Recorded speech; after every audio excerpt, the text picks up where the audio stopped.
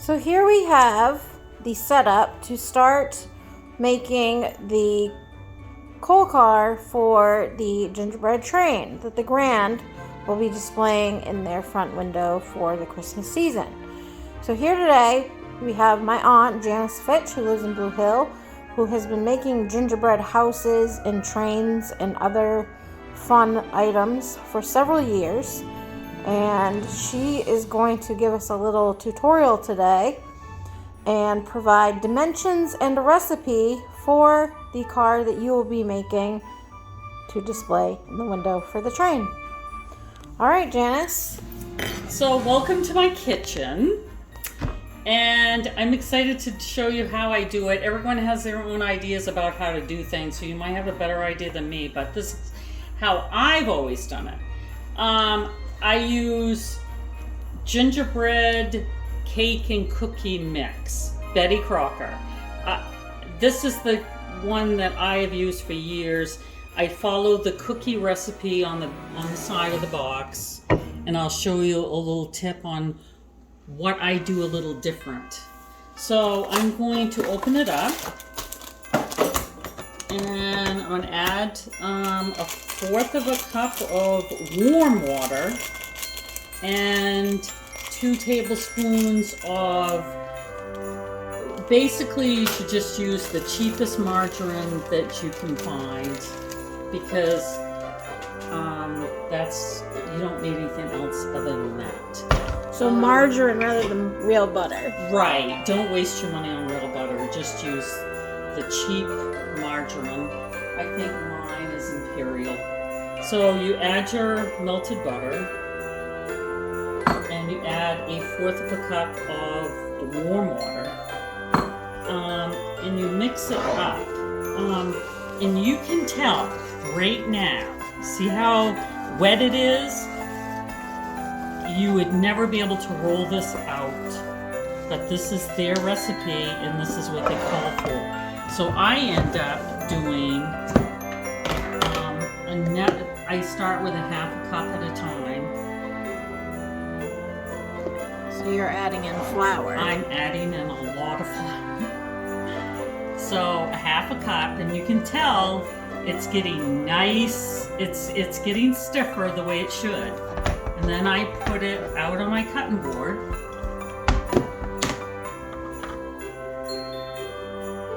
And now I'm going to add some more because it's still sticky. You can't roll that out being that sticky.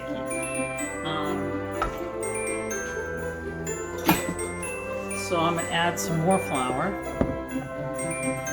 Probably close to another half a cup total. And I'm going to start kneading it, just like you would bread. And it's sticky still, so you'll see, it'll start doing its thing.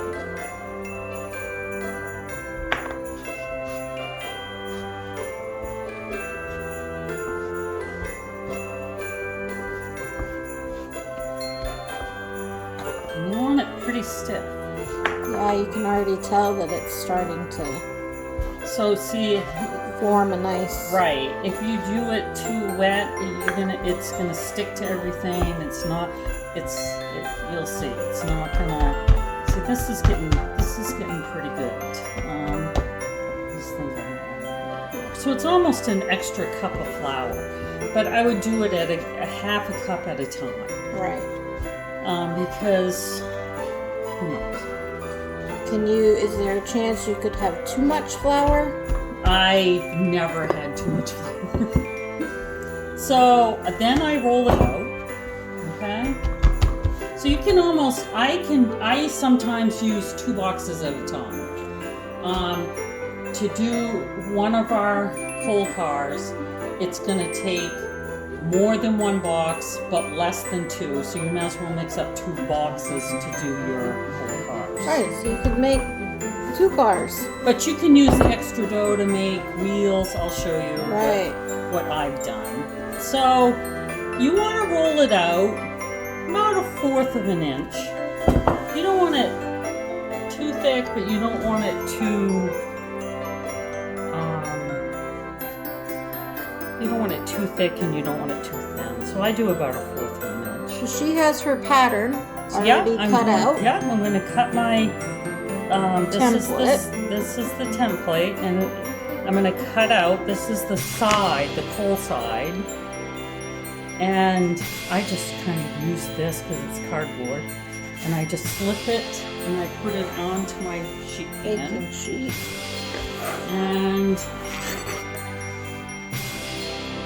And then I just do another one. So this will be for the bottom of the card. Yeah. This is the bottom piece. So you get the kind of the idea that, and I'll show you how we're gonna trim this afterwards. So that's that's sort of the idea of, and you just keep mixing it back up and rolling it back out, and you get all your pieces done. So I use this little gadget to make wheels out of. It's just a simple little cutter, and so that's going to be a wheel on your cart. So you'd have 4 of those. Right. So we're going to bake these off, and I'm going to show you how to put it together, because we're going to melt some sugar. Your pieces would look like after Right. baked. So I'm going to melt some sugar. Wash my hands. And we'll go over to the stove.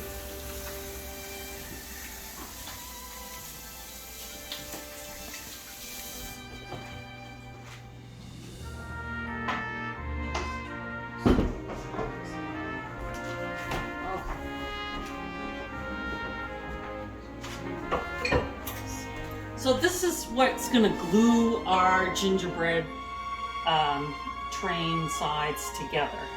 So start out by putting it on high here. And all you're going to take is regular sugar. I can get into it here. You're going to dump it into a fry pan. And don't use a plastic spoon, because this sugar gets extremely hot. Don't let kids do this because they can get really burnt. That sugar is really, really hot when it melts. So how much sugar are you putting in there? Oh, I just eyeball it, but I probably put a couple of cups in. Okay. So I kind of leave it about medium. But you'll see it like start to melt. I want you to see the process of this. You can reuse the sugar over and over again. Like when it hardens back up in the pan, you can come back over here, you can heat it back up. When you're all done, I take tin foil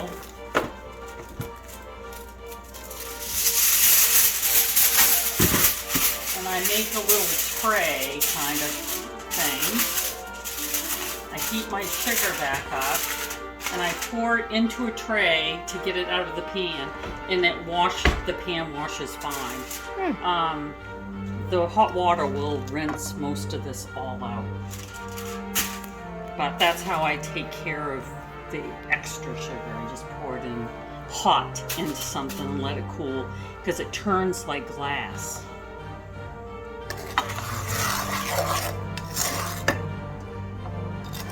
Do you have to keep stirring it once it starts to dissolve? It's going to look like molasses when it's done, actually. It gets really, really dark.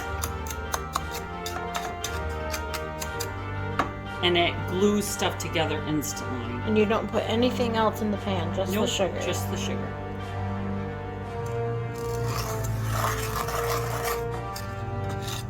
It takes a few minutes to get it going, but once it starts, you can see that it's starting to melt. Right. And like I said, don't use anything plastic. It just completely melts the spoon. Some people just use frosting to do it. I've just never had any luck doing it with frosting on the sides and sticking it together. Will harden better, I would imagine. And then you can frost it. You just frost right over your sides and your roof. And see how it's like gathering? Like, yes. Okay, so it'll turn really brown. Starting to turn color too. Yeah, oh yeah. And like I said, don't let kids do this. It's extremely hot. I've burnt myself a few times doing it. And Yeah, it's the really, kids will have fun decorating. right. It's really first to be supervised by an adult to stick Right. the sides together, and I'll show you in a few minutes, especially when this melts really down. And this all has to be melted before you can use Like it. complete liquid. Oh yes.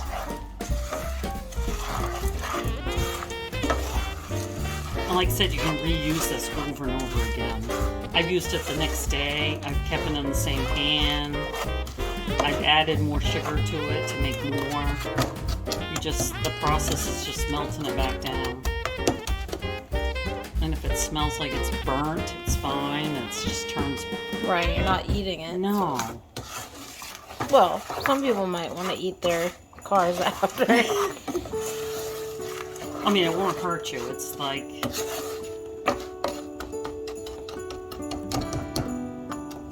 I didn't make very much today. Just, if I normally did this, I probably would have used... like 3 cups. I just made a little for today. But...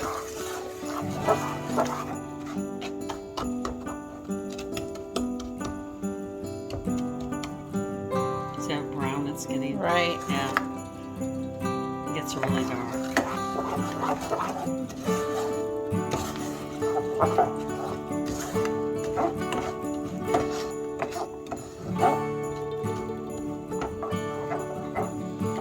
And the idea is to have it all dissolved and smooth. Oh yeah. For you. Yeah, every bit of it has to be melted here.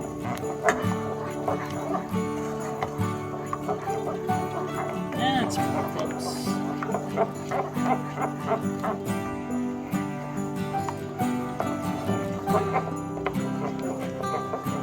And I'll show you how hard it gets after it sits. Because you're going to say, oh my gosh, you know, like it's all hardened. But you can just bring it back to the stove and remelt it. So this is pretty close. So I'm going to call it good. It's pretty hot. We're going to take it back over and I'm going to show you how to glue pieces together. Be sure to remember to shut your burner off. So I always lay a towel down because it's pretty hot. And here it's kind of sizzling. So this is how I do it. This is the bottom, and this is the side, and I like to trim it before I. That's quite a knife. So I like to trim off the edges because no matter how you cook something, Yeah, because you want it to be sort of flush and flat. Right.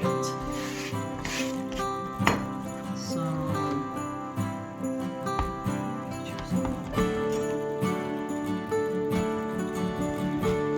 I just kind of trim it just to see if I can make it more even. There you go.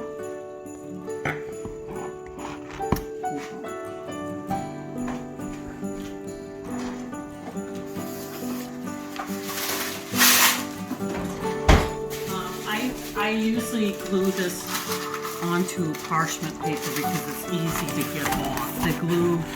Oh, yep, good idea. So here we go. This is my end.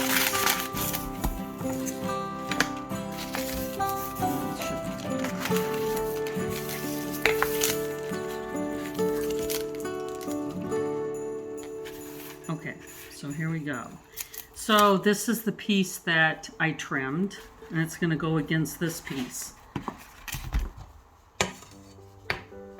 So I'm going to stick this all inside the pan. So you actually just stick it right in the Yeah, and I'm going to mixture. stick this side into the pan. I'm going to bring it back over here. And I'm going to stick them together. Just like that. Just hold it for a minute. Just don't touch this liquid stuff. It gets pretty hot. Wow. Then I'm going to do the same thing with this thing. I'm going to trim it off a little bit first. I kind of like the flatter bottom. See, that's almost perfect. Use this side. And a nice sharp knife. Yeah. You can do a lot with it. So now I'm going to do this side. I'm going to flip it over. Be careful you don't touch it. I'm going to do the bottom. Then I'm going to glue it together.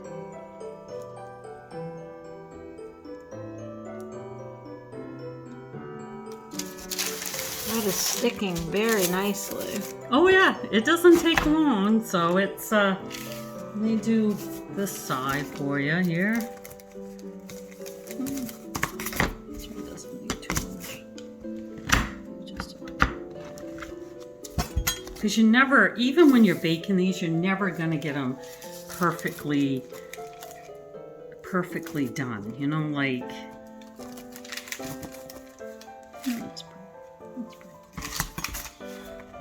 Well, I kind of like the homemade aspect of it not being perfect edges. Oh no, don't ever think it has to be perfect. Because even when you decorate these, after you get them done, You won't see it. you decorate it with your frosting and your candy, and you put whatever you want to inside it, they're gonna just glow. I mean, they're just gonna look absolutely perfect. So I think this is good. We'll do this side. See how thick this stuff's getting in here? Yes. Yeah, pretty soon it's going to be so hard you won't be able to use it. Then you have to go reheat it again.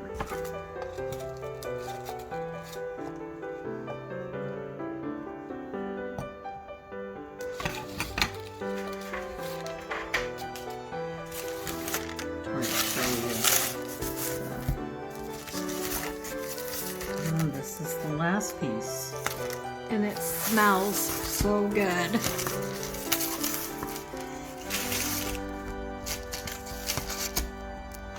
So you have 4 sides. That's it. That's all you have to make. You can then decorate it your own. And then your wheels if you choose to. I'm going to show you the wheels, and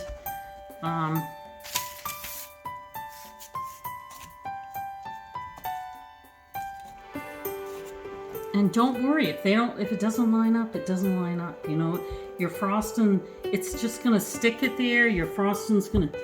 Oops. Well, Well, you could just glue that together. that's just what I'm going to do. Okay, so... oh, that's what I was going to tell you. When you're making these pieces, the best thing to do is cook them for a long time. Almost like you're burning them. Yep. I don't think I cooked these as long as I really should have. But again, I'm glad it broke, because if yours breaks, this is what you do. And then your frosting is going to cover it. No one's going to see it. So don't. Yeah, I'm kind of glad it happened. So there you go. You got your whole thing. You've already glued this. It's still hot.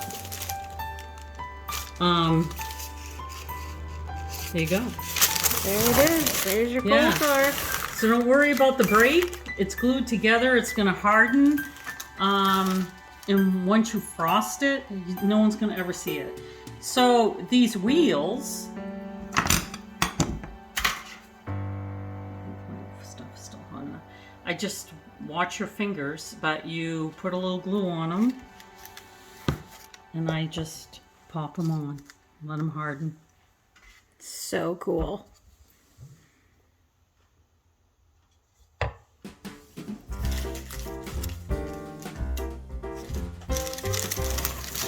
And there you go. I'll do the side with the wheels.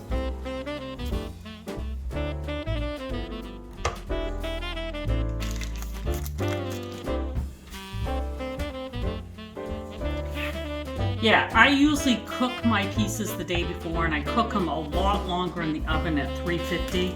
I think it only calls for maybe cooking them for 15 or 20 minutes. I have mine in more like 35 minutes. And then that way you're sure to have a good solid piece. Yeah, you want them nice and hard. Like this one is nice and hard. Right. So that's it. And then this is what the final thing looks like. And if you have any questions, you can email me, variety59@gmail.com. If you get stuck doing something, I don't mind answering questions. These are the dimensions for the car. And she has them written on her template. Kind of a neat way to do it. So thank you, Janice. Yes, it's been fun. And we'll stay tuned to see the decorated finished product.